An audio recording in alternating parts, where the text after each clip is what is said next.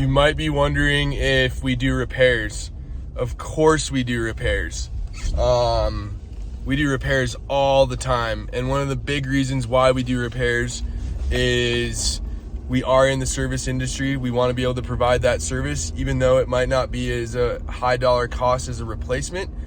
There is always situations and scenarios where a roof can be repaired when it doesn't need to be replaced. So we want to make sure that we're able to provide that value for these customers, anybody and everybody again.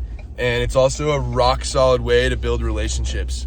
So some of the largest deals that I've gotten and sold in my life all started from an active service and providing them with a repair, something small, just a quick inspection, a favor, because we don't have to find favor finds us all the time.